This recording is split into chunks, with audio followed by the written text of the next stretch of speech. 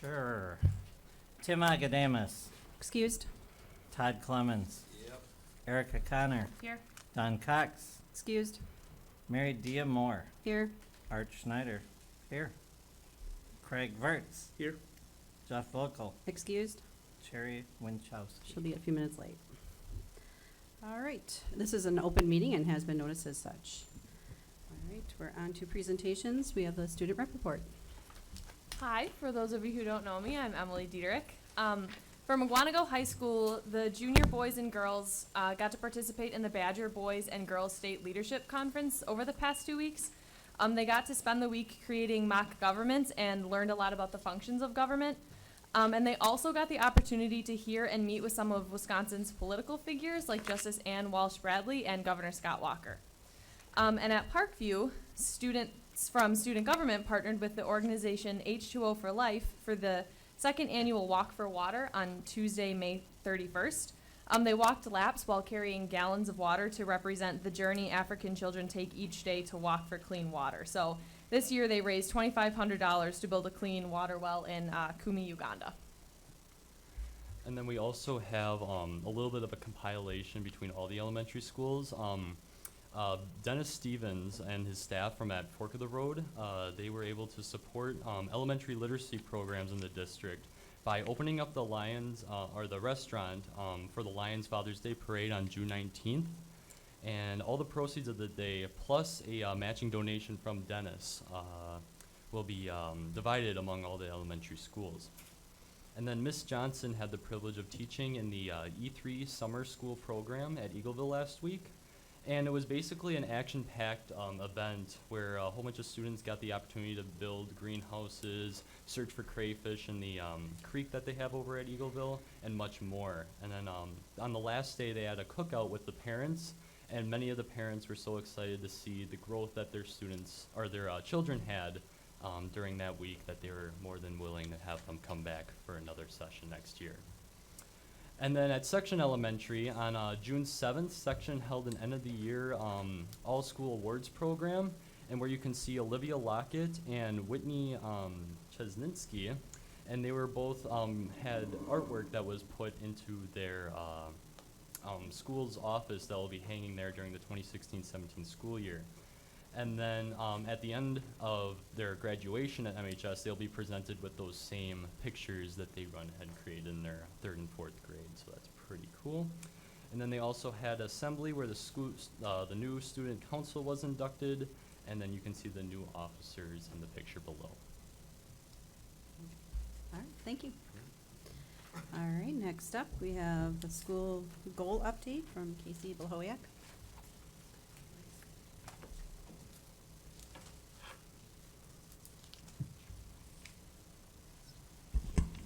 Well, good evening. Thank you for allowing me this opportunity tonight to share the really great work done by both the students and staff at Rolling Hills this year. I just have a brief presentation and a couple of slides to guide the conversation. We had 3 school goals this year. One focused on climate, so making it and continuing to grow the positive environment for our students. A second goal around the area of reading, and a third goal in the area of math.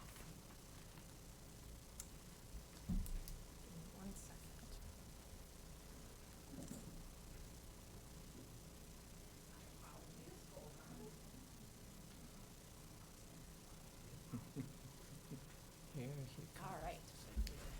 So our first goal in the area of climate was to increase the percentage of our students who would report that they always or often feel safe on our playground. In the spring of the 14-15 school year, our staff looked at a guidance survey that was part of our guidance curriculum, where our students sent us a pretty clear message that the playground was an area where maybe they felt there was more bullying or they felt unsafe. And so we really made this a focus of our work to try to improve that for all of our students.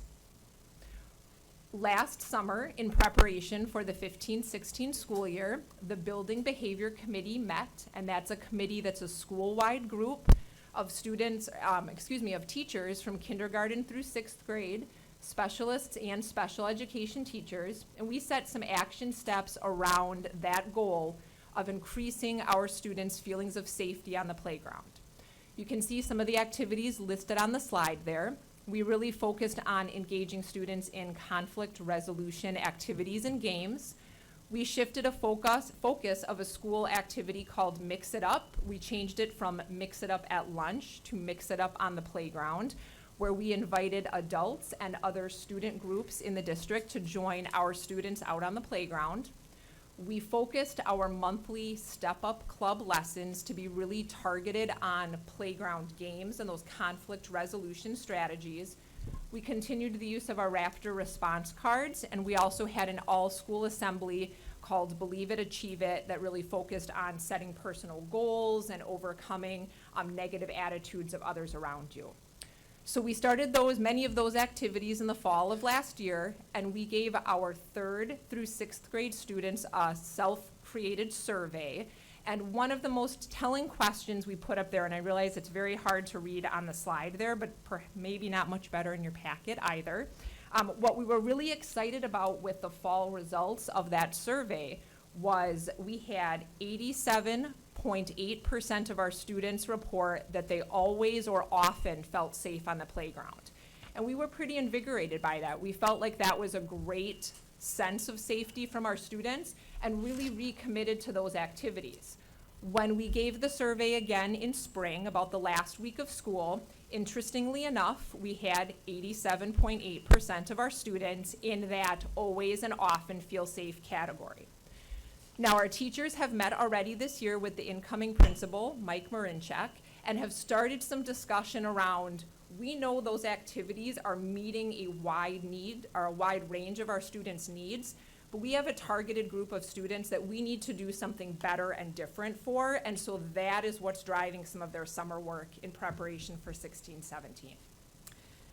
Our second goal was in the area of reading, and we used our STAR reports for that, looking to increase the percentage of students in at or above level by a school average of 10%. We continued many of the things that had worked for our students in the past, having our teachers meet on data days, really looking at targeted interventions for our students.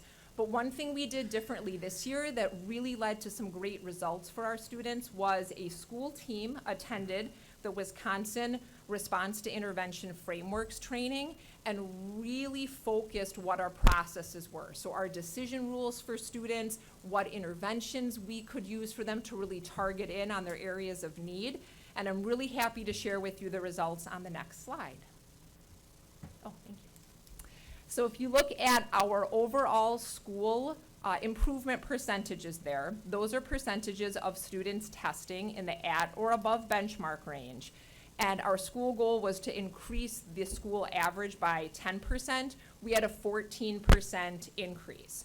Last year, we had an 11% increase. So we were very pleased with the results that we were seeing from our students' growth in the area of reading. I think the teachers are doing a fantastic job, and our students are really engaging in that process of continuous improvement. So we were very happy with those results. The third and final school goal that I have for you tonight is in the area of math, again using those STAR scores, looking for a school-wide increase of 5%. That's been a pretty constant improvement percentage for us with math scores, because as you'll see from the next slide, our students begin testing in the fall in math at a very high percent of them in the at or above benchmark range. So we have a smaller percentage to grow, and we did meet that goal of a 5% school-wide average. So again, we were really happy with that. This year we had introduced the use of MobyMax as an intervention. We were very lucky to use the Wednesday afternoon time as well as some summertime in preparation for this school year to give the teachers some professional development around that intervention, and it's been pretty successful for us.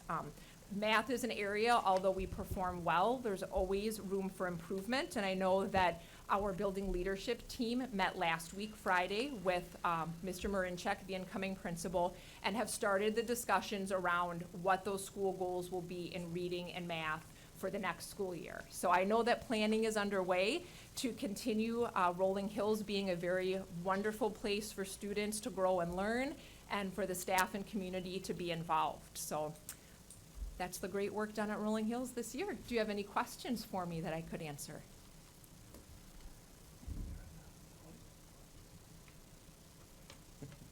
He's not here, so we're good.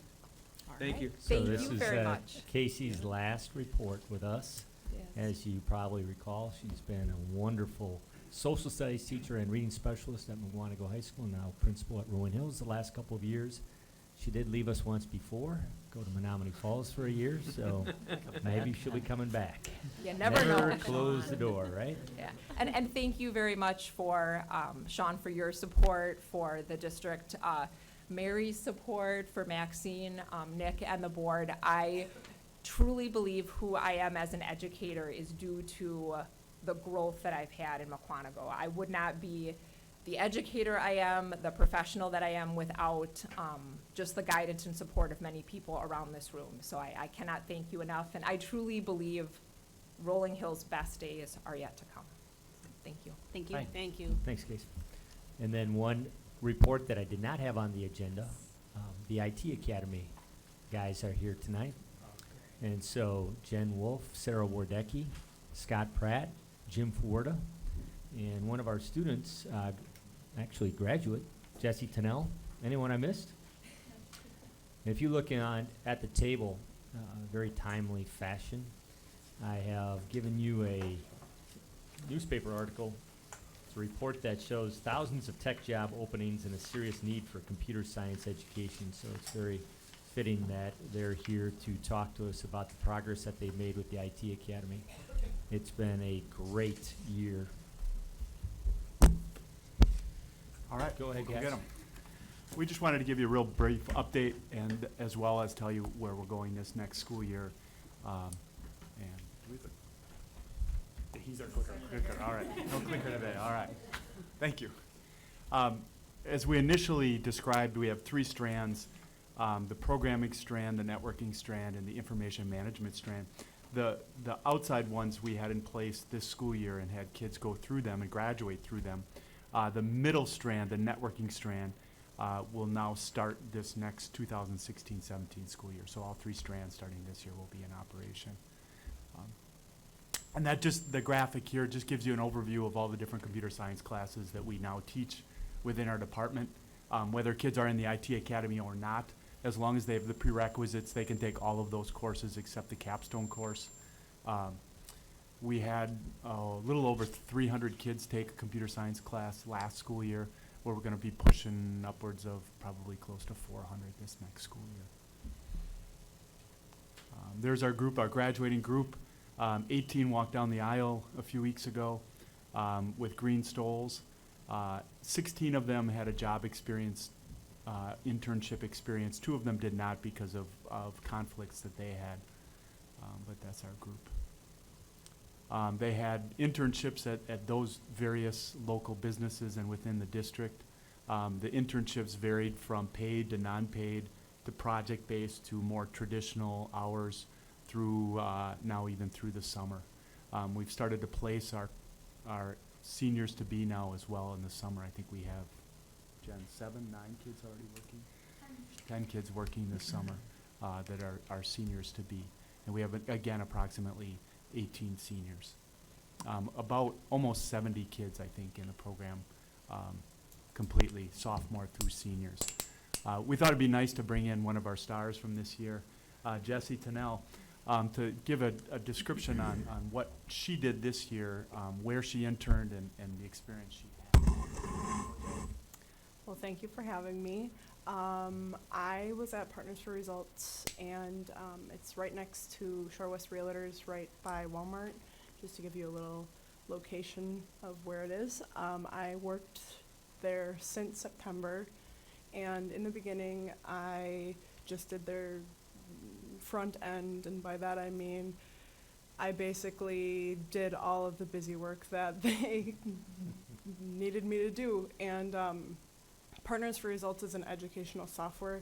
So what they do is they do a mix of Scantron, I would say, and Infinite Campus. They're kind of something like that shoved together in one.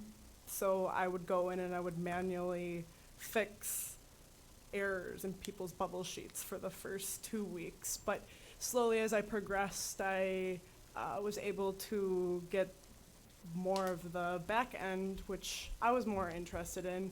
So by the end, which will be in a month or two, I can say that I understand how databases work, how web applications come together. I can say that I'm going to be certified in HTML, JavaScript, and CSS by the end of this year. I feel completely prepared for any coding job experience that's going to get thrown at me in any upcoming year, and I think it's all because of this. So I think it was an awesome experience, and I look forward to sharing it with everybody around me. But thank you. What are you doing next year? I'm going to Platteville for software engineering. So that'll be pretty cool as well. But, well, thank you. Well done. You know, I think Jesse really typifies what our students are about, and Max is in the IT Academy as well. So you'll be able to get updates from him throughout the year as well. Won't they, Max? Other things that we were able to accomplish this year, we had our first group of amazing ambassadors that really made a difference for us in the community in terms of how they could represent us to other students, to parent groups, things like that. So Jesse was one of our ambassadors, and Nick, if you go to the next slide, we have a great group of new ones. Oh, look, Max is there. We have 6 of them. There's one of the young ladies couldn't make it at that point, but we've got kids who are representing us to the community, which is really, really awesome. Other things that we were able to accomplish this year is we have a permanent advisory board. We have been working like dogs to get with building relationships with new business partners, and you'll see that in a little bit. Some of the new ones that we're working with. We're working with Junior Achievement as well, and as you can see, we graduated 18, but we added 28, and now actually with the open enrollment kids that we've gotten. We're up to 30 new students for next year, so we are continuing to grow.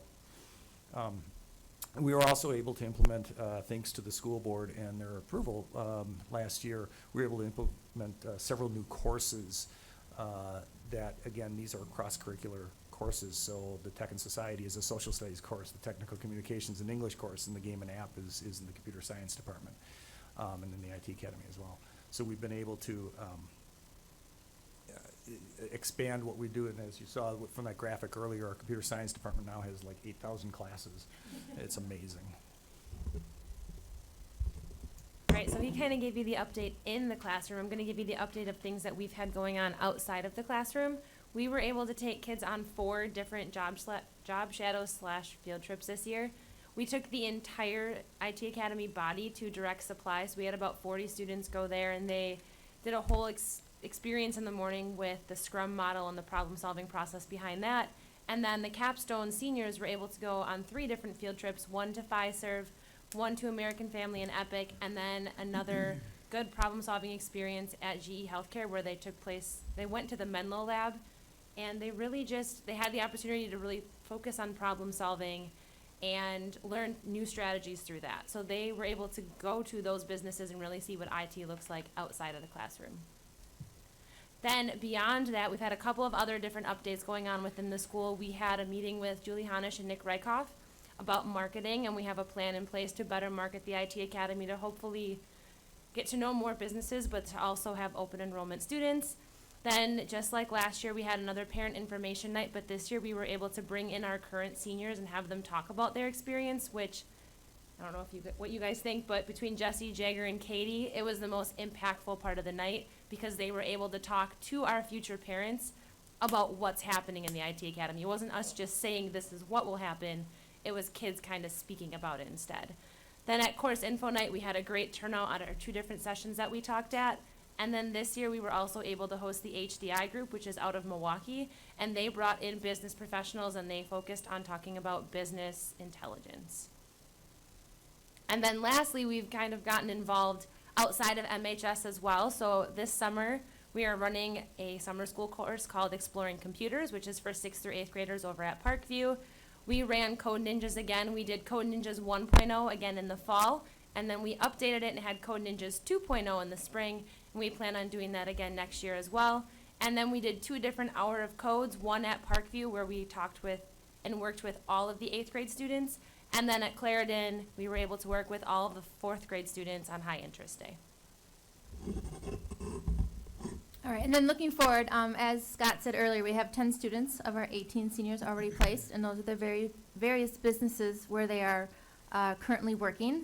And then, next please, these are the places where internships are currently in the works. I know Citizens Bank and Critical Strategies are currently in the interview process with our kids right now. I don't know if Max actually had an interview? Yes, I did. With both, or? I just had one with Citizens Bank. Okay. I'm going to talk with Critical Strategies once I get either the okay or the refusion from Citizens Bank. So Okay. in the process. So those 2 are happening right now, and then we're in the talks with the other companies that you see on there. And we also have 3 new courses for next year. Well, 4. In the networking hardware strands that Scott talked about earlier that wasn't ready to go last year, but it's ready to go this year. We have operating systems and servers, networking and security, which we think will be a real popular course, and then a digital electronics course. And then finally an information management course, which after talking to our businesses for the past couple years, every single business has asked us, do our kids know how to use databases, specifically an SQL database, which at the time none of us knew anything about. And so because that's the number one thing we've heard from our businesses, we got that course running for next year. We have 2 sections of it. It's a semester course, 1 each semester. And then we're looking into our 4th strand, digital media, kind of more of the arts, get more of the arts involved, since that's just a big popular IT-related area too that has a lot of growth and opportunity for jobs. And so, any questions for any of us? Did I miss, how many open enrollment students do you have for the fall? We know of 2. Those are the ones that we've had contact with, but I'm not sure. I can find that out, though. And considering we really haven't had much of a chance to market outside of the district, I think that's it's a good start. What do you think your maximum number of kids is? Well, you know, there's 2 different issues, I think. You know, there's, like I said, we have almost 400 kids taking a computer science class. We have about 80 kids in 75, whatever it is, in the IT Academy. So those are 2 different levels, you know. I don't know. I mean, I guess the thing to look at would be how many kids can we fill with internships. But the growth in the computer science is let's keep it going. Yeah, our biggest challenge is these internships. A lot of businesses want to do this. It's just a matter of them finding the funding from the people that hold the purse strings. They want to do it. And a couple businesses, it's this turnover that they're having. And so they want to do it. It's just, that's our biggest challenge, is just finding places for our students. Businesses want to do it. They just don't always have the ability at the time that we need them to have it. So you said the purse string, so do they pay these kids for these internships? Yeah, they're getting paid between $8 to $12 depending upon where they are. That's about right. Mm-hmm. Because I even know the colleges and their internships aren't paid. Some might not be. I think some are. I mean, I think like 2 of our students worked at Generac, and they worked alongside college interns, and I believe they were also paid. So maybe it depends on the business. Well, I'm just saying it might be not a place where it wouldn't necessarily cost them anything if kids were for the educational purposes. I'm not saying they should change it for now, but I'm saying if it gets big enough, that if that's a drawback. Mhm. I don't think we put that contingency No, on the no. business partners that they have to take. No.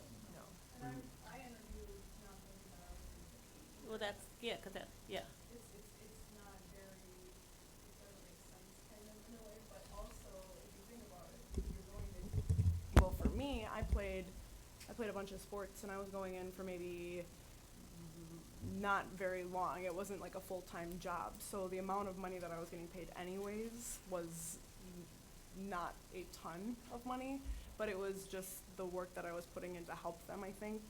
I mean, I stayed like 4 extra hours to fix a printer. I worked on their bubble sheets at school, you know, but some of those things was a give and take, so I wouldn't even clock in for those times. So I think that the people in McGuanago are just very giving, and they just really do care. And I know that my employers and all the other people's employers were like very interested with the IT Academy, to the point that it wasn't even a question about paying the interns, you know. And I think that's just because they were being exceptionally nice, but also because it might help them in a way, you know. As we've talked to businesses, and we've had 8,000 meetings, I think, last year with different ones, slight exaggeration there. But everyone is very interested. I mean, literally, we've not had anyone who said, no, this isn't, you know. We had a couple places that said, we're interested, but we can't do interns now, or perhaps we can hook you up with other businesses or things like that based on what we're doing.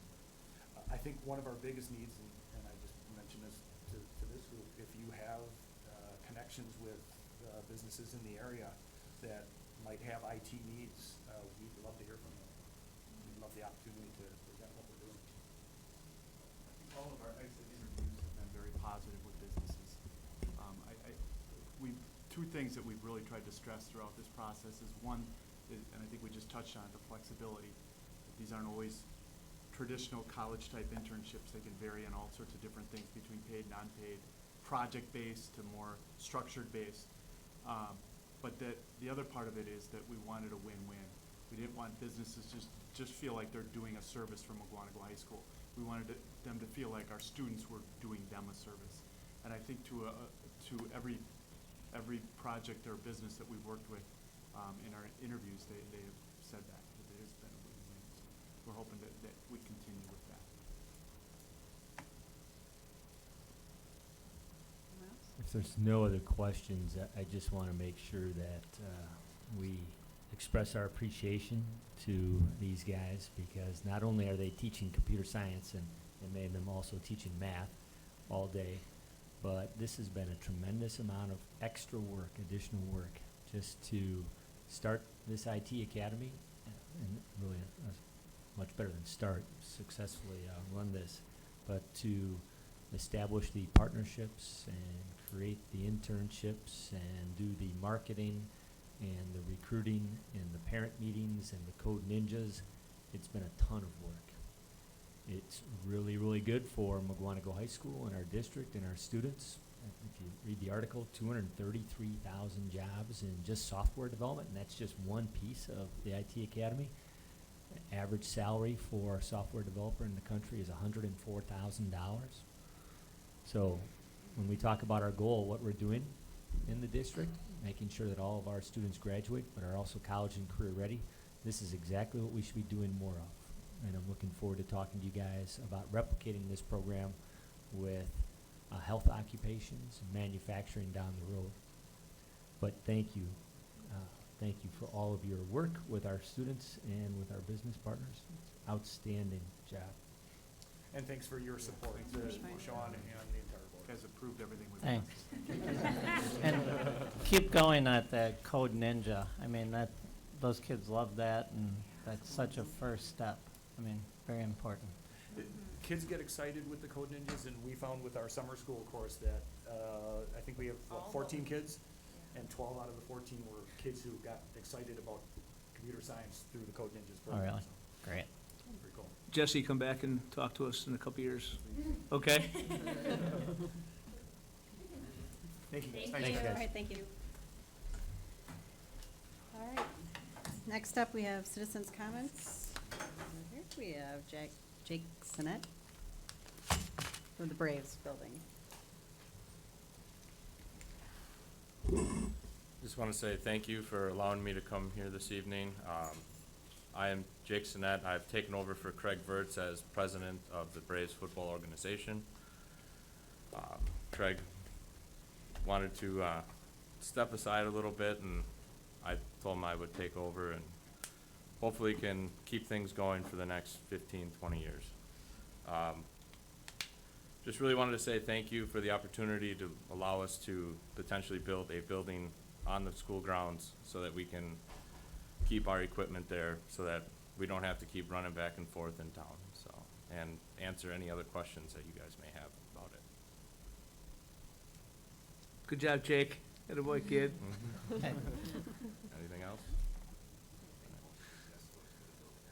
Yes. All right. Very Thanks, good. Jake. Thanks, And, Jake. Jake, thank you for all of the brave support over the last several years, many, many years, and for doing a great job with our kids. All right, next we're moving on to the consent agenda. We have approval of the board minutes of May 23rd, 2016, approval of vouchers numbers 107909 to 108415 in funds 10, 21, 23, 27, 41, 45, 49, 50, 72, and 80, totaling 3.2 million and change, and receipts for May 2016 totaling 881,000 and change. Are there any questions or concerns?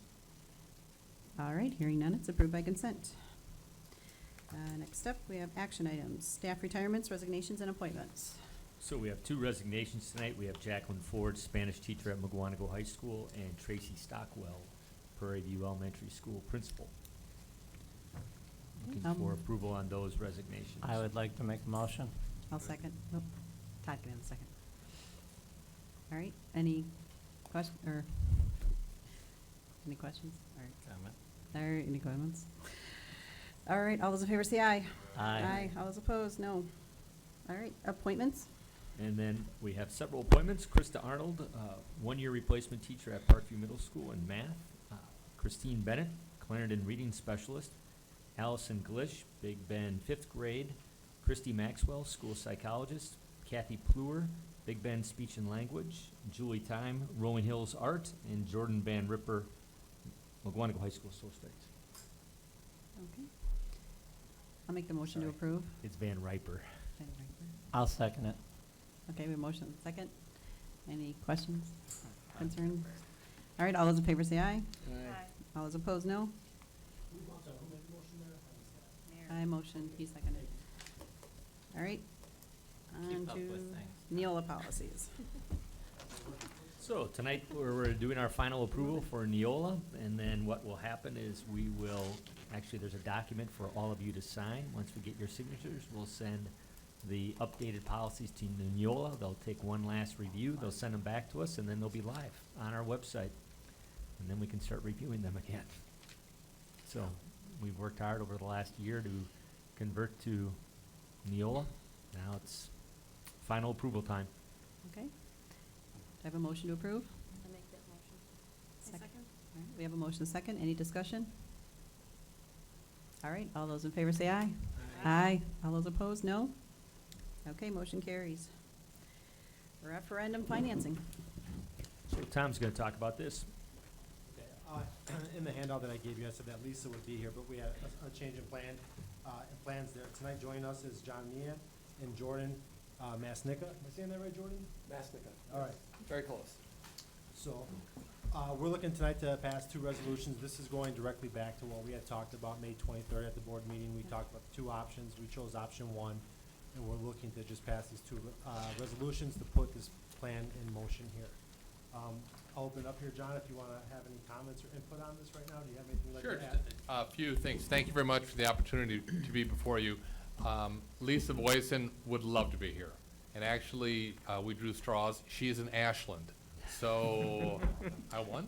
So, she could not be here tonight. She's in Ashland serving that school district. We have just a brief handout to walk through, if that's okay. And there's been resolutions that's been prepared by your bond counsel, Quarles Brady, which I think also has been distributed. What you'll be doing tonight is approving the sale of the bond anticipation note. Part of the financing plan is to go ahead and enter into that, to get funds in hand, and now to proceed through the process of the next several months to achieve a bond rating, to prepare the marketing documents, and to look at whether there's a reason mathematically, talking about the math, to have a benefit of having municipal bond insurance. Not saying you'll do it, but if it mathematically works in your favor, it's something that would be presented. The notes themselves is in the amount of $39,500,000. The date settlement date is July 14th. That means that's when the funds will be transferred to your hands and the interest rate clock will start. The maturity is very short, September 14th of 2016. So it's a real short maturity, which means that over the next several months, month and a half, whatever, Lisa and the team, Jordan, will be preparing the offering documents as well as the financing plan to present to the rating agency, Standard & Poor, as well as the insurance. Since it's so short, it's non-callable, and the all-inclusive rate is at a 1.17. So rates continue to be low. We move quickly to lock in the long term. On page 3, we have the financing plan itself, the phase 1, which is this issue, the phase 2, which takes into account the takeout financing. It's projected to be at $36,870,000. We'll see how the numbers all work out as we get there, including the premium, cost of issuance, et cetera, working across all the way to the right side as to what the overall financing plan and achieving the goals have been set up as part of the referendum. Like I said, I'm stepping in for Lisa at this point. Jordan is the one who has run all these numbers. Can't do it, that's why he's here. So if you have any specific questions as it relates to the structure of the financing, otherwise, what I've covered tonight is the first part, which is the consideration for the board for the resolution for the issuance of the ban. And the second part will be the consideration for the board, the second resolution, which is referred to as a parameter resolution. And what that does, it instructs us to go ahead and proceed to do the long-term takeout financing within certain parameters having laid out. Interest rate not to exceed 4%, maturity not to exceed 20 years, things of that nature are included. Both those resolutions have been put before you and are on your agenda for consideration. I'll be happy to answer any questions or, if it's appropriate to go into any greater detail. Anybody have any questions? Yeah, put that in English. So this, again, this is right in line exactly. The numbers that you have in front of you are exactly what the phase 2 borrowing there is exactly what we saw last time with Lisa when she was here. So I've reviewed the resolutions. I've gone through the fine print. I've detailed it. There's a lot of things to sign here if we get through this, which I think we will. So if you guys have any questions, please let me know. Or Tom, you're kind of our interpreter for these guys, correct? correct. Perfect. Let me know if you got questions, Craig. Love to help you out. So just tell me just quickly, just really quickly, what is the first, like, July to September? Tell me that piece. So what we're going to do is we're going to basically take a short-term loan of $39.5 million. From where? Actually, we underwrote that loan and we went to a variety of different sources as part of the financing, actually, the sale of those notes. And once again, I'll keep it real quick, is that part of that, we offered it to a number of the financial institutions locally who either were interested or not interested because of the nature of the short-term note. And we'll take it from that point to a long-term issue. So it's From the same people? no, the different holders. Because it'll be not just a 6 months or 3 months maturity, but it'll be a 20-year maturity. So it's a two-step process. So we're getting into debt at this point. We're taking down the construction loan at this point, and then we're gonna convert it from its short-term nature to a 20-year amortization. And This, then this allows us to have cash in hand to begin the projects that we're currently undertaking. And while we have this short-term bond anticipation note, it allows for them behind the scenes to kind of maximize market timing, watch things go on behind the scenes, and then to execute that long-term when the market's ultimately So at its can they best for us. execute that long-term at any time during that season, that short-term season? Yes.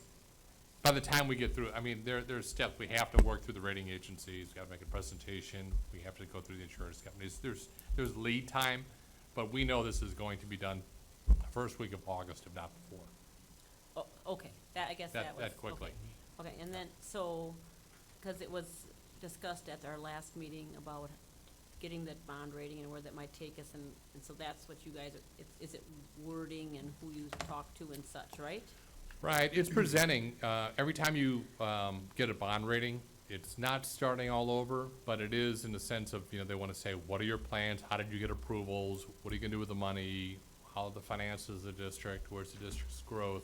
There's a lot of discussions with the rating agencies, more of an in-depth discussion of who are you and why should we assign a long-term rating that the investors who don't know McGuanago would look at it and say, okay, there's a bond rating, and this is how they reached that. So there's work that has to be done with the assistance of the administration to reach that point.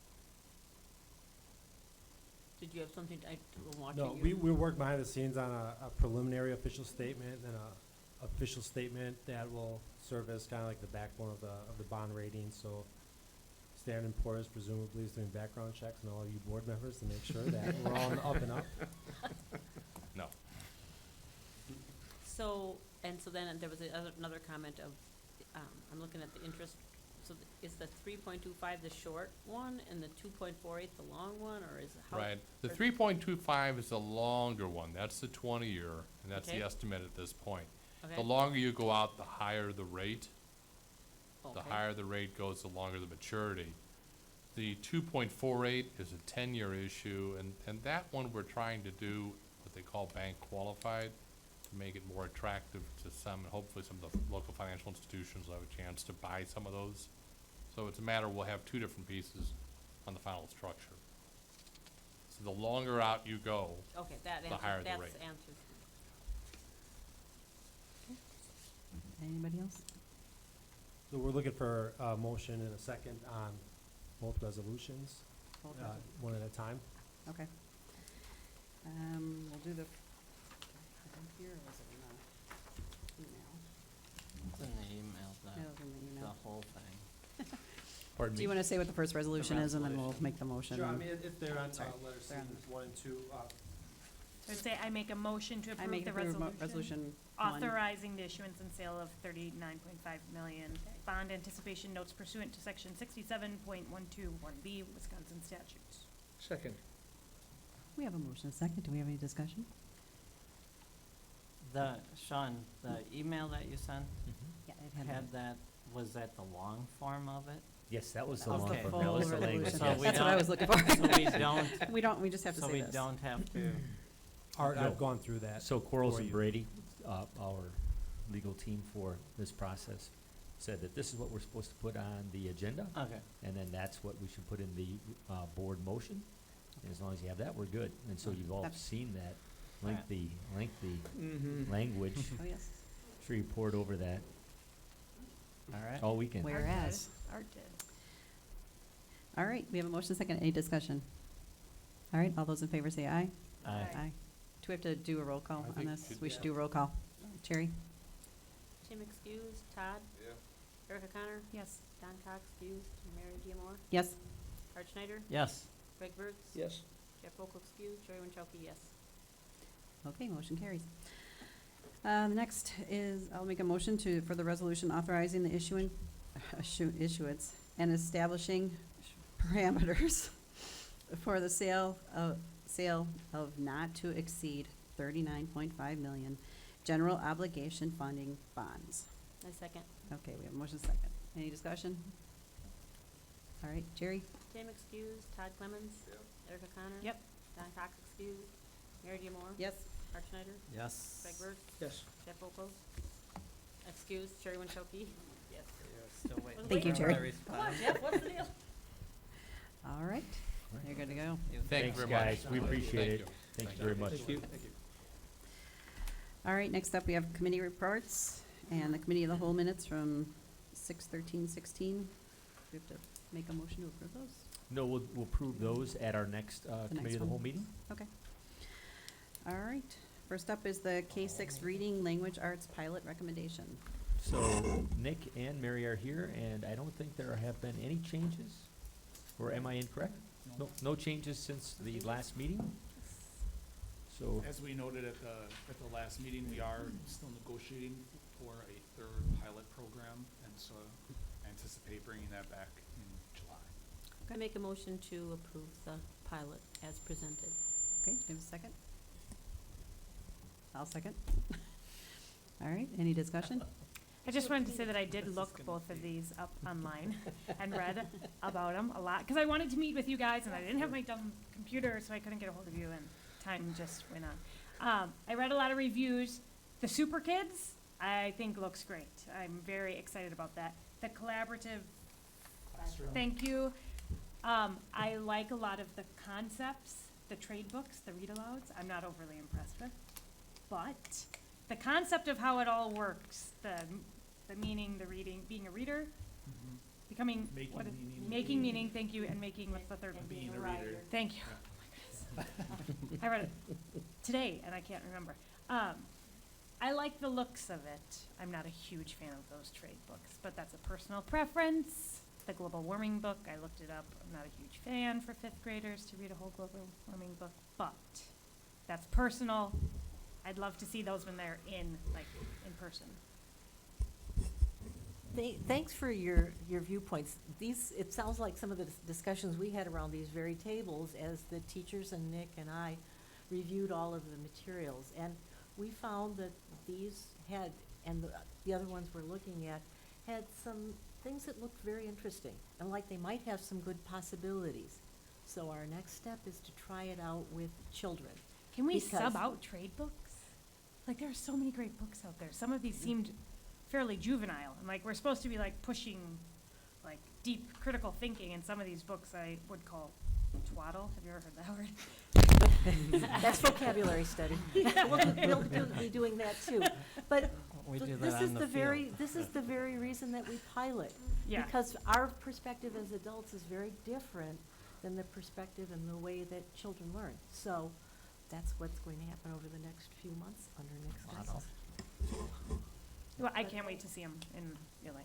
But I'm cool. I'm all for it. In real life. All right. And if any other board members want to take a look, or community members, they are here and available. Settle. Yeah, we're kind of, the whole global warming issue. It does say the other point of view, or it just presents one?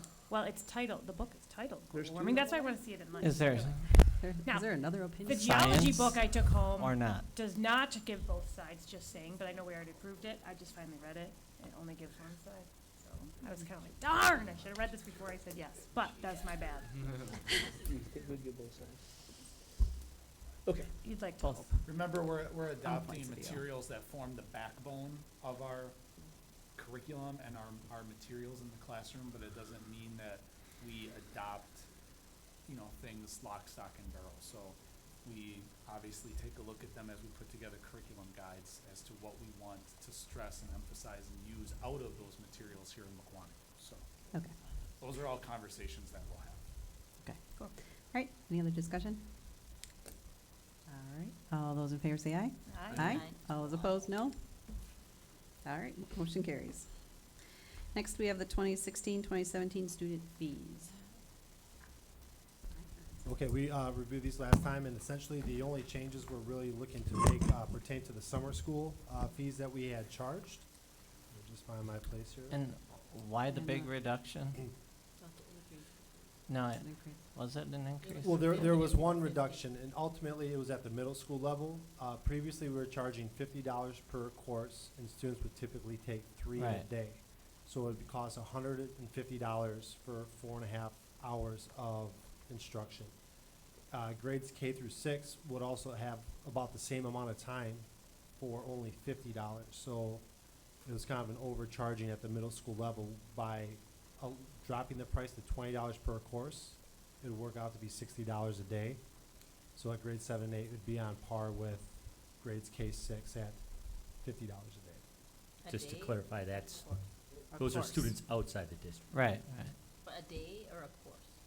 $20 a course, so assuming they took 3 courses, Oh, okay, which okay. I'm led to believe that most Like do, that. it would work out to be $60 a day if they took 3 courses. $60. That's $60 flat, not per day. For the summer. That's what you're saying. I'm sorry, excuse me. Those are some expensive Tom's classes. retirement. It's a slush fund. All right, Expensive daycare. And why is marching band so darn expensive as a parent? who's Why is what? paid? Marching band? Yeah, We it's have like a, Are you okayed new uniforms for him last year, so I don't wanna hear it. yeah, I know, but what? We have to buy them again? Yeah, there's a lot of instructors, it's a crazy. costly thing to do. So we haven't changed that, we're keeping that as same, we haven't heard any feedback to make a change to I What that. is just the thought I'd average go on cost? record. What is the average cost for band? Well, it's $100, $100 for marching band. yeah, as opposed to a lot of the other ones. And you're complaining about that? It's toddle or $100. twaddle. Look up twaddle. That's not what it means. So, All right, She schooled you. All right, If that is a concern, we can come back with more information about that fee. I was just curious. Okay. We did discuss it the last time Mhm. as I far think we as, have discussed in the past. since that this wasn't unreasonable, that's what we decided. All right, any other questions? All those in favor say aye. Aye. All those opposed, no. Motion carries. MHS Track Brave Storage Facility Project. So that, if you read the notes carefully, there was a change that we made since we spoke at the committee of the whole meeting, and that was we're actually increasing the portion Track. of the track storage with the new storage facility. So we thought that would make things more palatable. I think it's a great compromise. I'd like to make a motion. We move ahead with this. I'll second. Do we have any questions? Any discussion? All right, all, oh, sorry, go ahead. I'm going to say the things I have to say and whatever it is, but first off, I think that there might be some conflict of interest in some of the people voting. And I also, want to clarify, if I remember correctly, we were told, we asked how much it was gonna cost to replace the same footprint of the shed that we have now, which would be the 308 square feet, and that was $7,700. So, if you would move that out to the 504 square feet, I guess it comes to like 13.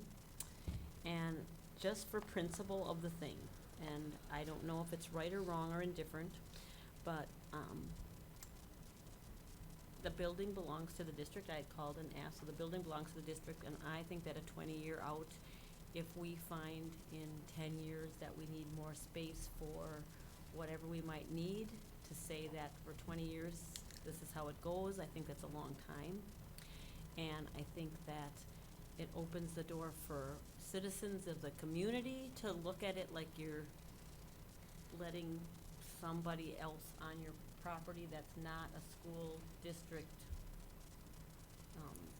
organization. It's just, I mean, I don't want anybody to think that I'm not for whatever. So I drove by it today on my way here, and I kind of looked at the small, I'm assuming it's a small little blue building. Is that what we're replacing? That you see from the road? And I drove by the high school today. So if you look in your board packet. Yep. On the back. And so where it on the places- back of the yeah, memo, right. you can see So it's a small little blue building. it's a small, I can't remember if it's blue. It is blue. Is it blue? It is blue. It's blue. I Okay. believe it. And then I can't see from this picture where, because when you look at it, when you're looking at it, that, the other building in the back, the sloping M or whatever, I can't see that on this picture, but I looked, So like I it's, say, it's it was- being covered up by the, where it says measured no, distance. it's behind over and here. that's Yeah, it's behind here. It's the about, Fast M shed, are we Yeah. referring to? Yeah, 'cause that's that- that down. leans, I mean, it's not really down the center of the field. It leans to the left. So, yeah, it's totally like over here. To the right then? This would, wow, Okay. Keep yeah, going. same. Okay, so, and then the, Towards the high then school. on the picture is the Old roof, concession. the old concession stand? Yeah. The little roof that's on the Yeah. very far right of the picture. And then there's two little white boxes, which I don't know what those are. Bleachers, Those are the bleachers there? So they're, I think. If, I'm not They're quite sure. not Yeah, they were just. sitting those there. aren't the visitor bleachers, because they're over here. Right. They're So just, they're they're Those just are small just a bleachers. temporary thing. Mhm. They're just a temporary They thing. move around, just like the ones on the end where the Braves sit. So I just think that we need to think about it. I'm not saying whatever else to do, but I just think we need to think about it, because I don't know if this is time to bring it up, but it just, there were some concerns about some other community people doing other things on on school board property this weekend. You know what I'm talking about? But that's a totally different issue. Well, I understand that, but it's the same thought of using It's not- school property for community. So I just think we need to think about it. I Okay. mean, that's our job. So, Alright. I mean. And thinking about all that, if we needed more space in the future, probably most of the board members would think back and look at an organization that has put thousands and thousands of dollars into our district already, and it would probably be the Braves, and go, hey, we need some more space, what can you do? And they'd probably come to our rescue. As for a conflict of interest, I get a free hat and a shirt from the Braves I'm not for talking- many, many hours of coaching.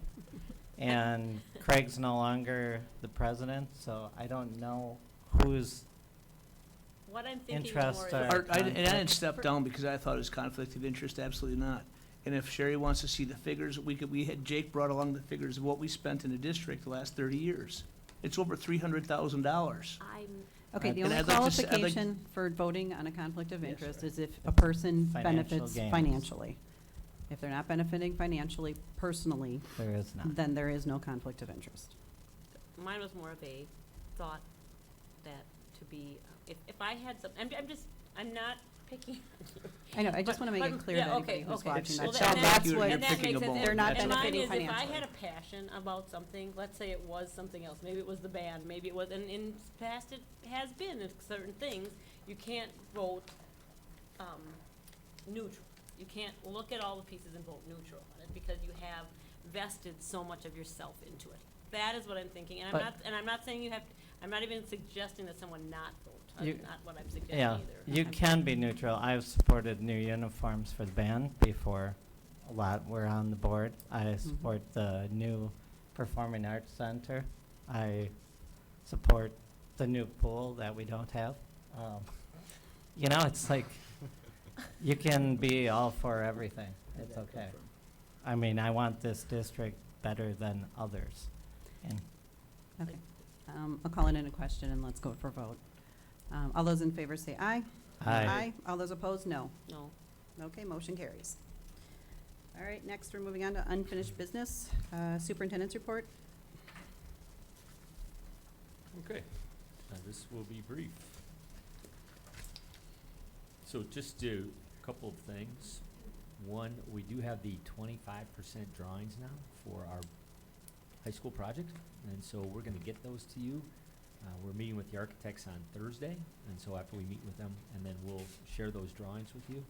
And I'm assuming that we'll look at them together on July 18th, our next meeting. And then if you have questions or concerns, but if you see something in the meantime, we'll send them to you electronically. We'll get you hard copies down the road. If you have questions, by all means, just call or email me, and we'll have a discussion. There was some brief discussion about high school graduation. We did have a fantastic graduation ceremony at Miller Park again this year, and at least I've heard lots and lots of compliments. I know some of you were parents of graduates, so I hope that it worked out well in your minds.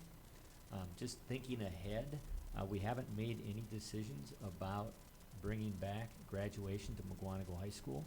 That's the tentative plan. When we went to referendum, we made sure that our new gym was going to be large enough for us to be able to hold graduation. Next year, our gym, next March is when we'll break ground on the new gym. And so obviously for graduation 2017, we're still looking at Miller Park. But the following year, graduation of 2018, it's possible our gym will be ready. At that time, we'll have a decision to make. But right now, no decisions have been made. So that's a work in progress down the road. It's the first time Miller Park, I thought it was phenomenal. Good. Yep, Good. Weather was great. it was amazing. Yeah, it really. Yeah, I think everybody really enjoys. I mean, I went to it these past few years, and I'm excited to be able to give a speech next year at graduation. I can say that's a lot. That's a lot more exciting to be able to do that at Miller Park, and I think that everybody really enjoys having it there, and I think it's a cool experience for the kids, and also it's unlimited space for family members, and pretty much. And so I know that I'm pretty sure that if it was in the gym, there would be a limit to how many family members kids could bring, and I just think that it's really cool that we can have more at Miller Park. So How much did graduation bring in and how much did it cost? And did the high school get to keep any extra or? So we had over $19,000 of additional ticket sales this It year. looked pretty full. So if you recall, it cost us a little bit over $17,000 to rent the facility. And so we sell additional tickets at $10 a piece after after our graduates get, they get 4? No, I've forgotten. Yeah. How many do we get? Yeah, how many free tickets do, It was I thought 4. we only got 2. I I don't think remember. 4. Oh, Maybe 4. I thought Okay. it was 4. Board Yeah. member got 2. Yeah, I don't remember. So I think 4, and then additional tickets after yeah, that you know, cost yeah. $10, and so we sold over 1,900 of those. And Okay. so that covers the majority of the costs for graduation. And then the school district picks up 4,000 of that. Correct, or no? Are we not doing that anymore? So I'm not, We used to pay 4,000. Do we have any and so we said that line we would item pay in the budget 4,000. for graduation ceremony? That I don't know off the Yeah, top we of my can- head. I we can look find into that Okay, out, I but- thought there, so we have a, I think we what have a she line said item for is there's 17,000 something. to rent it, and then that, in addition to that, there's some other costs. For example, we have to bus the orchestra Right. to Miller Park. And we also have. Who were great, by the way. That was Yeah, fantastic. they were great. And then also the choir students, or are they all seniors? I have to think about No, that. No, there there- were there's some others, others. but There were there were a others. lot of Yeah. seniors, yeah. Right, Yeah. and then, we pay some staff to bring equipment there and, things like that. So there are some additional costs. Okay. But I would say that it's Are you budget looking neutral. for a recommendation, Sean, for No, next year? no, Just- I just wanted to make sure that everybody understood that. update. We haven't made a decision. I didn't want no. people thinking that decisions have been made. It was Right. cool. 2017 WASB delegate. Right, I thought we should have a conversation about that because we have the dates for the WASB, and I know that usually we talk about this in November or December. Thought we should talk about it a little earlier so people can plan ahead. Yeah, I'll totally do it. I really Oh, like okay, it. well, Wow. good, that makes it easy. If nobody else Does Terry want to be the backup? Sure, I'll be the Oh. backup. Okay, because I know Okay. you like to go. Yeah, I'll go anyway. I just don't like to go to the meeting because I like to go to the other stuff. Yeah. Right, so this is for the delegate assembly, That's so for the we need delegate, to yeah. assign someone to the delegate assembly, She'll do the delegate. but assembly. people can attend. Yeah, the- we can go to anything. All right, yeah. All right, that's easy. Next. Are you with? I'm doing it. Congratulations. And I like to keep an eye on Nick, because he doesn't always stay. Didn't know you were being monitored. That one's, I'm giving you a hard time. But he was, noticeable when he stood up and left. I mean, he sat in the front, so everybody saw me. Next time, scream Well, out, that's- Nick, where are you going? Says McGuanago on his back. Just kidding. Proud moment. And Anything then, else? and then, I'm just gonna jump ahead a little bit before Nick comes up and starts to talk about the next item on the agenda. So I did place 2 articles, for correspondence. One was the computer science, and then the other one was, a state funding issue. So we'll talk a little bit more about that, when it comes time to talk about school, or district goals, excuse me. That's it for superintendent's report, unless somebody else has a question about something. All right, great.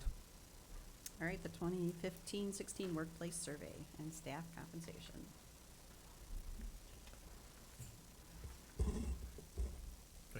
You bet. Okay, so as included in your packet for both, this was in the committee of the whole packet, but also in this, tonight's packet, just because we didn't have time to get to it last time.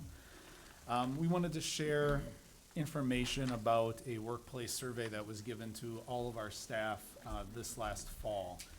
And as I'm sure you can see, through the data that we shared, we've been kind of grappling with the feedback for the last few months here, trying to determine a path forward and really trying to tease out what our next step should be. So as noted in the packet, we gave a workplace survey. Just thought it would be a good feedback tool to help guide some decisions in terms of human resources here in the district. We had 464 employees complete the survey, which is an extremely high return rate out of 630 employees. So almost 3/4 of the staff replied with their results. I'll just share that this was definitely a learning experience for us. We'd, not done a large-scale survey like this before. And so there are definitely, I'll just be honest, some things that we would do differently if we administered the survey again. For example, the way the data was collected, we weren't able to tease out support staff and professional staff, which then made it a little bit difficult to draw conclusions, or to disaggregate the data and know, does the data look like this because teachers maybe have this feeling, but our support staff has this feeling. So there are things that we walked away learning if we ever did a survey like this again that we would change to certainly help make the data more usable in the end. But there were many things that were very interesting. And so I started off. So how much was doing this survey? I mean, did it cost us a lot? No, it money was or free. something? No, it was So free. why wouldn't we want to correct that and tease it out, and so we have real, data that then we know the So we didn't exact have numbers. We didn't have control over the questions. This was, as in my notes, it was for the Journal Sentinel top. Okay, but why top can't we 100. just line up to do this Well, we could. right away again? We could, but they don't separate that. Even if we did it again. And we can't separate?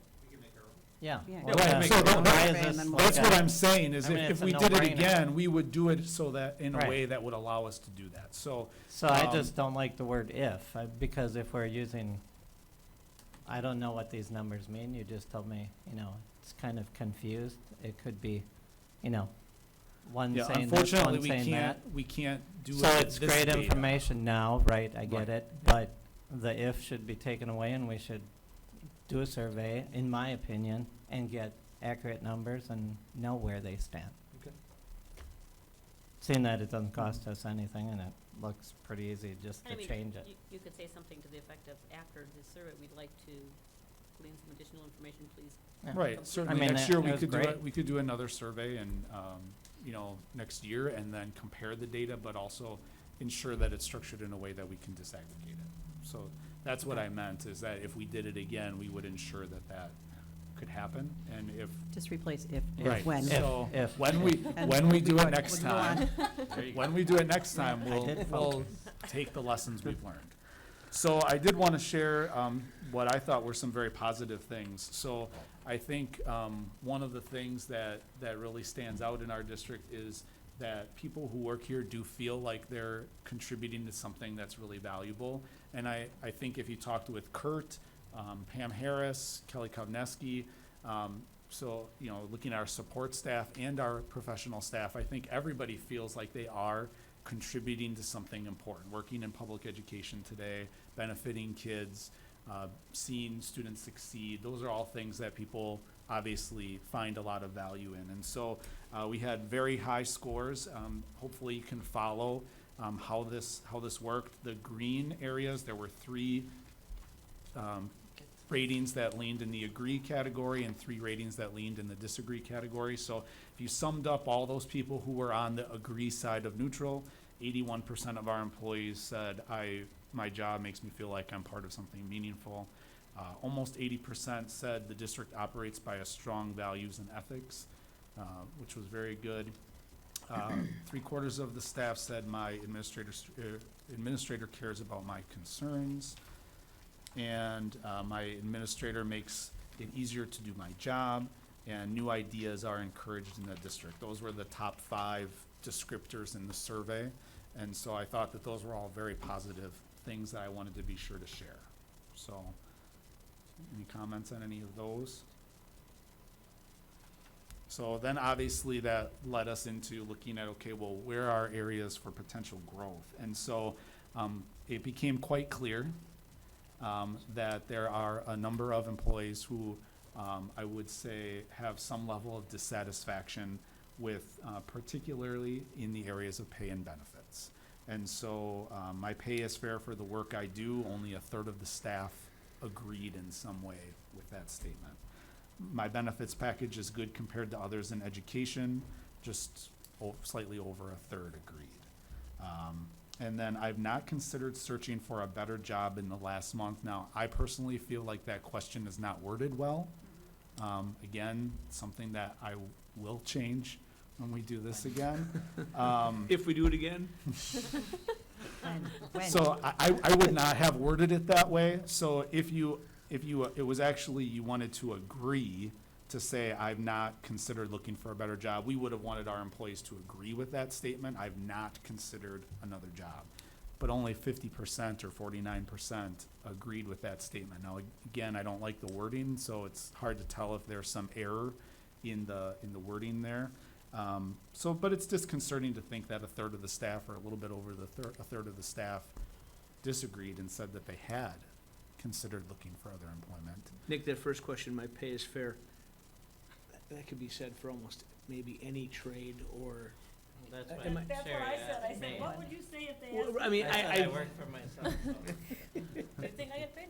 Absolutely not. Anyways, Right, but I think we were certainly hoping for a little bit more than a third of the staff, right? Agreeing, maybe some more in the middle if they don't know. But, having 57% of the staff disagree with that statement was surprising and a little disconcerting. Nick, I how, do- do the teachers talk amongst some other districts, I suppose? Question number 2, how do they know the benefits package is so Well- terrible? And they made a comment on there. I do agree with your synopsis of the benefits. I mean, if they really understand what they get, what the value is compared to the other districts and stuff, and that we would have to do a better job of explaining. But obviously, the base salaries and stuff on the other chart is Mhm. black and white. I mean, whether anybody wants to argue with it or not. So. Right, so I think that it definitely gave us pause and made us say, well, if our staff is feeling this way, let's dig in a little bit more. And that's where this sheet comes from. This is comparable data of teacher salaries, and this is just teacher salaries. That's all I have access to right now. If you've looked at DPI's website lately, you know that they haven't updated the information since the 13-14 school year. So I actually had this information from draft correspondence that DPI has sent out to check for errors before they post it online. I wonder if they need an IT intern. Maybe, that might help. Yeah. So as we get other comparables, we'll certainly can continue to bring that information to you, but we wanted to just start with teacher salaries. So we started with the pay question. So staff said, they don't feel fairly compensated, let's take a look. And so I pulled the comparable data that's shown on the sheet. I broke the salary into basically 5 indicators. So low salary is what does the lowest full-time teacher make in each district. Low schedule is sometimes, a teacher has maybe a special agreement with the district to work for less than what's their pay schedule, or maybe they're on an emergency license and the district pays them a little bit less, or I don't know what all the reasons would be, but looking at the data, it was clear that there might be a couple of teachers who were making less, but then you could tell when their schedule kicked in because there would be a group of new hires all making the same amount. So that's the low schedule. High schedule is the same thing on the other hand. So I would look for where's the block of teachers who look to be at the top of their salary schedule. But then there were often in districts people above that. So there were clearly some teachers, possibly in high demand, critical shortage areas, who were being paid more than the block of teachers at the top. So I included that for comparison. And then the average salary is obviously the whole district average for full-time employees. So in each column, I color-coded those so that the top amount was dark blue, the bottom amount was dark red, just to help visualize each column. So you can see as you look across Mukwonago, nearly all of our numbers are in some sort of gradient of red, indicating that we're below the average for the comparable districts.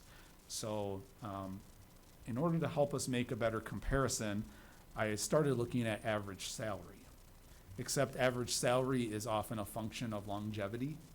And so I wanted to try to control for that by using the local and total experience columns to help say, well, if a district's salary is higher, that could be because they have a more seasoned staff, right? If their average salary is lower, it might just be because they have a bunch of new teachers. So I took the average salary and divided it by total years of experience to try to get how much is each district paying for a year of experience, just to give some sort of control measure. And that's what this is sorted by. So you can see, according to my chart, the highest per year of experience is 5,820. The lowest per year of experience is 3,923. Out of the 17 districts listed in the comparable group, we're number 16. So with 3954.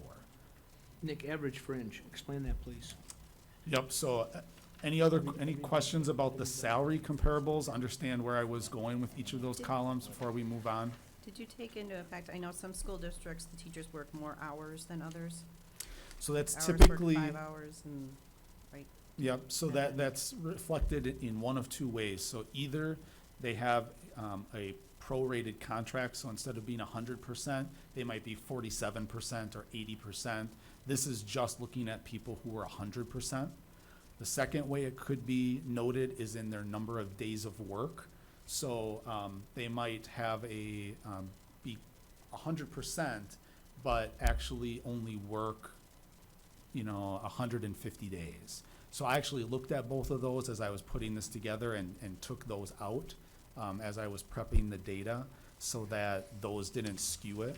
So this is full-time, full-year teachers. Okay. Does that help? Yep.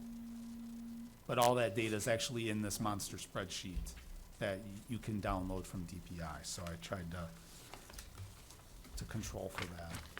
Everybody understand the non-comparable districts? Those are other districts around us that I didn't feel were direct comparisons, but interesting for you to see.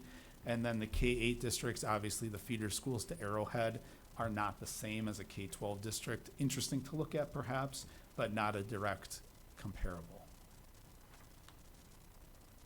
Okay, so then going to Craig's question, the average fringe is the amount that's being reported to DPI for every teacher's fringe benefits. So in digging into this, I did find, and I think you can see that there's some wide variation. And it's been difficult for me to dig into that district by district. Although one thing that I did find is that our OPEB liability is supposed to be computed per teacher and then included in that fringe. It does not appear that all districts compute that the same way. So for example, when you hear Tom talk about Fund 73 and us transferring funds into 73, that's actually, that amount that we're transferring per year is based on our overall financial picture, not on what we're contributing for an individual teacher. Although for DPI purposes, they want us to take that, that amount that we're transferring into 73 and actually prorate that per teacher and then put included in that amount of average fringe, which doesn't, I understand what they're doing. They're trying to hold districts accountable for what is actually going toward benefits, but it's not totally clear and accurate because that's not the actual amount of money that's going for that specific teacher. It's just our district's OPEB contribution divided out among the staff. So that, we have a $5,000 or something like that, $4,000 number that's included in our total. I'm not sure if that's included in all of them. Even if you look at that in tiers and say, well, maybe these districts are reporting fringe benefits including it, that OPEB liability, and other districts are not. I think you can still see that we're probably right around high to high average. If you look just based on the numbers here, you can see that our fringe is shaded in blue, whereas all of our salary is shaded in red, indicating that we seem to have a little bit higher fringe benefit program, or our fringe benefits cost more than the typical district. So Nick, all this information is amazing. It looks like the average years or the total experience is quite high because they're seasoned, is that correct? Right, so I think what we see here is our total experience is right about 15 years. So I think that indicates a pretty evenly distributed teacher workforce. So we're basically averaging out at 15. So we have some new teachers with 0, some teachers who are about to retire with 30, and we average in the middle of 15, right? So I think that kind of makes sense if you have a balanced workforce. Other districts who are much lower than 15 indicate that they've had a lot of turnover, right? And if districts are more than 13 or 15, that means that they probably have not had that much turnover. They have actually more people closer to retirement. So my question is, with all this data, what are we looking to make sure we retain the best teachers? Add salary? Is there a So I think is there a finality to this presentation, Nick, as far as what you think we should see? That's what I'm looking for. So I think at this point, it's mainly informational, and I think it stems directly from this workplace survey. So we wanted you to know, we saw the results in the workplace survey, so then we drilled down deeper to find out, is there some merit to what the staff is saying? And I think this demonstrates that there probably is some merit to our salaries being lower than comparable districts. So in every measure of salary, we're lower than the 16 other districts that we're comparing to. So at this point, we're not looking for you to approve tonight any sort of change to our compensation or for raises. It's just more informational at this time. So, Nick, for these things, if our fringes are high, not saying anything, but are low, so you take these other districts, if we would take some of the money that we spend on fringes and increase our teachers' salaries, every year we agonize over taking away benefits. Would we then bring our teachers' salaries up to what's comparable, and we still would be comparing with the fringes of the other districts? Do you see what I'm saying here? So are they really getting a higher salary than they think because of their fringes, but they don't understand that, or? I think that's a great question, and we need to do a little more investigation on the fringe piece. So right now, we don't have a good grasp on what's included in that number. On the other hand, we do have a pretty good health insurance program here in the McGuanago School District, and so we know that it's better than most. But as you know, we're also having discussions about changing that. So we need to do some more work on that fringe piece. But yes, to answer your question, yeah, that's a possibility where we make some changes to the fringe benefits and put some of that money into salary. So then Are the we money that losing they teachers? get, they have to spend on fringe for themselves, is more or less what that. Correct. It's just Correct. putting it into a different pocket. And I think first of all, back to the survey.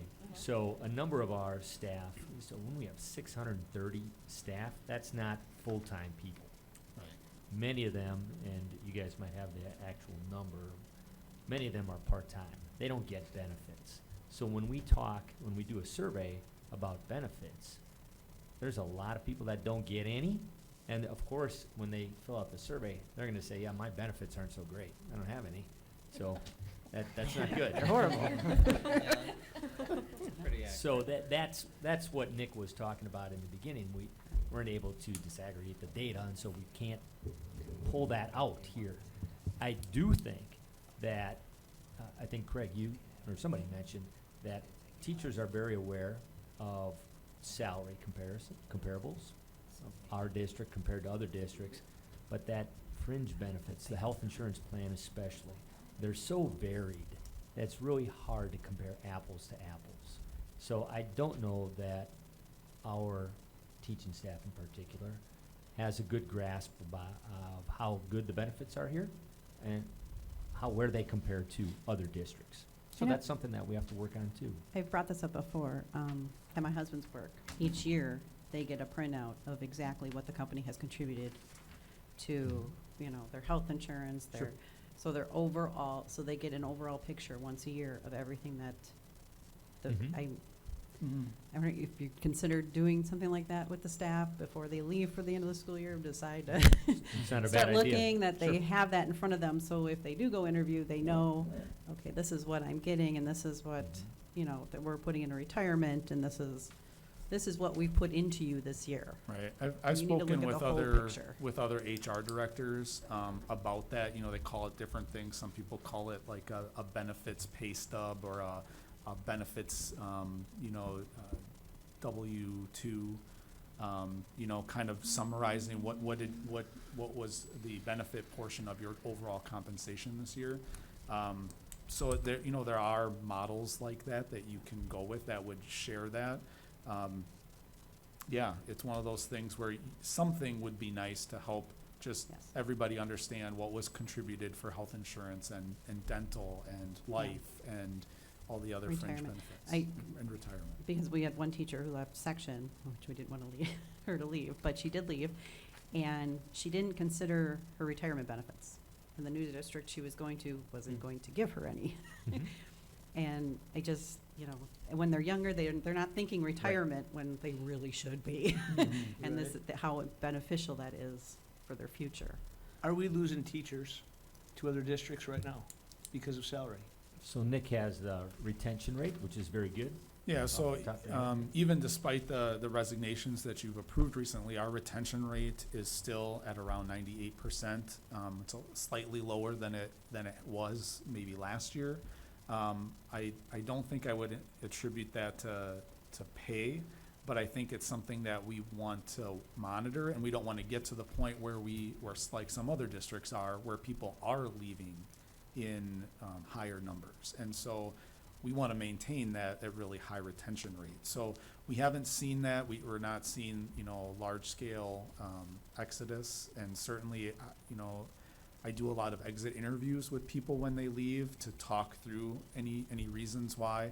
But we don't typically have a ton of staff leaving because they're accepting offers in other districts. It's usually other rationale. And I'll give a summary of that probably in September at the board meeting, once hiring's all done for the season, and I can kind of summarize who's left, how many hires did we make, and just give a kind of status report of all that. We could give them a hat and shorts. Works for me. And ask them to work an extra 4 hours a day? So, again, this is informational, and we're not It's looking good for anything at this time. information. It is good information to have as we talk about changing the health insurance plan, though. Because it And- all balances, you Right. know. Exactly. And then one of the other things that we also need to do, and we'll start that soon, is figure out, we want to take a look at our staffing. So one of the benefits that Mugwanago might have compared to other districts, and we've heard this from teachers, is that our class sizes are lower, which is great. That's great for our students and great for our staff, great for our parents, our schools. If you go to other districts, the class sizes are much higher. They have fewer teachers possibly, and thus they can pay those people a little bit more. So that's something that we have to balance in here also and take a look at, but we don't have those numbers for you right now. Any other questions? So lots of things to think about. Okay. Okay. 2016-17 superintendent district goals. All right, so I emailed you some information, and I have hard copies of that. And so I am not necessarily looking for us to decide goals. I'm trying to figure out a process that you guys want to use. Do you want me to come up with something? Do you guys have some in mind? How do you want to proceed? Yeah, he just, yeah. Personnel committee, the entire board, what's your preference? I don't think it would be a bad idea to have each board member, you know, put down Goals. 3 goals that, you know, they want, and we could try to. Actually, Craig, those guys probably shouldn't have that. Max and Emily, and that is See if, top secret information on there about my evaluation. because why are you replacing the student reps? Um, So, no, I mean, if each board member gives, 3, 4 goals and we try to put it, kind of like when we did the breakout on the chalkboard and kind of came up with, okay, so, I don't know how many goals are how many did you have last time? Yeah, So, no, I'm trying to ignore roughly it. 4. 4, yeah. So referendum, the Yeah. program reviews, Right. marketing. I read. Just ignore it. So, I think if yeah, we put could them agree together on and then decide which are the top 4. throwing and 4 and, go with you that. know, That's, it's kind of like your evaluation is done by each board member. So, So- at least to give us a start. So what, in regard to his question about the strategic plan, I think that's a conversation that we need to have. Maybe not tonight, but if that is something that we want to do, that's going to consume a lot of time, which that's not a problem. But we're going to need all 9 board members to be on board. Lack of better terminology there. That's a significant time commitment from the board is my point, and I don't know if that's a conversation we had last November with Lou Birchbauer from WASB. Mhm. I don't know if you still have that same passion for that process. And I don't need an answer tonight, I'm just saying that's Okay. gonna be a part of as we look ahead, what we're going to be working on for the next year. If we wanna do that, then I need to start gathering some information for you. So we can probably have that discussion again on July 18 at our next meeting. Okay. But I think that's something for you guys to think about. Okay. That's all So is that that the I have. plan? That's the plan, though? Everybody comes up with 4 goals? Or 3? She's Did we say asking 3? No, I'm asking you. You came up with it. I agree. No, That's, that's, I if think it's that's my reasonable. idea, obviously We're all it's in a good agreement one. with that? You come up with 3 goals? Everybody's allowed 3 goals? Out of the 7 here, or just any No, I'll of them not- you think of, or? No, just I come mean, up with your top anything 3 that goals. you think, yeah, I For don't, 1 year, I don't wanna short-term, go- not long-term, Yeah. short-term goals, is that what you're looking I for? mean, I try not to Yeah, look at uh, what Sean 16, 17. suggests. 16, 17 goals. Everybody come, well, I can just email me or whatever, 3 goals. You wanna get them to Mary? Yeah, that's fine. I That's can do good. that email. And then, I'll compile them and then we can discuss what the top 4 are from them. And how long do we have to do this? We have till, what, July? You wanna discuss July July, right? 18? So you want, that's So- what you're, okay. I'll get the email out. Okay? All right. Correspondence and legislation I we already talked have about already. No. Do you have any questions? Board member questions? Did- This MHS code violations per year, Yes. under drugs, there is no number. Does that mean it is 0 I for better, 15, let me grab 16? my paper here. And what is a code violation? And what's step 1? Okay. What is step 1? Too many questions. You have to do the stairs? So step 1 is your first violation. Okay. So, for example, in 2009-10, we had 12 violations. 9 of those students that violated, it was their first violation. 2 of them, it was their second time they broke the athletic code, and 1, that was his or her third time. Oh, these are athletic code. Yeah. Okay. I'm sorry. What code Someone are had we asked for discussing? this information last Got time, it. so we wanted to get Okay. it to you before we forgot, Yep. and so, alcohol, obviously is a big one, tobacco, we have a few kids, and then, yes, Erica, there were no illegal drug violations as far as athletic code violations this past year for 15-16. And Andy was saying with most of those, like alcohol and things like that, they came from the authorities. I mean, because it was obviously a violation, not That- just code. So That's that what is how we. initiated the code. That's But- sometimes how we find out, and I Right. thought he had in here how often students come in before we start questioning them. Oh, We can their get that, self. their self-referral. Yeah. I thought he had that. I'll get that for you for next time. Does tobacco include e-cigarettes? Yes. Yes. Although, in this case, in 9-10, they were not Well, they there, weren't there. and 15-16, we had one. And it's chewing also. Yes. Yes. Yeah. Because that's against the rules and on the property. All right. So this Okay. is- So this looks like they're decreasing, however, all it means is there's just less getting caught. That's, Well, yes, I don't next time agree. we do our I think, dog sniffing, we do need to get the backpacks in the hallway, yeah. not in the classroom. They need to be outside. So But I have also have some have faith information in on the that too. kids. I don't have it with me, but I do have some information about that process and about search and seizure. And so we can talk more about that at the next meeting at July 18th Oh, geez. Okay.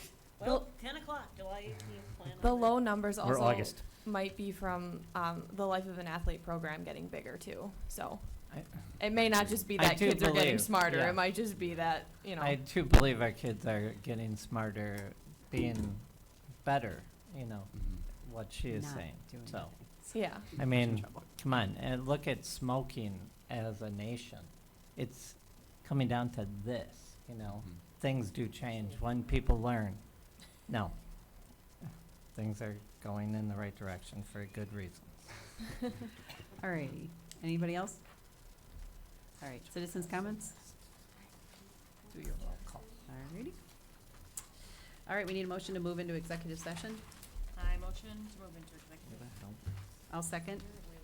Okay. Cherry, can you roll call? Sure. See?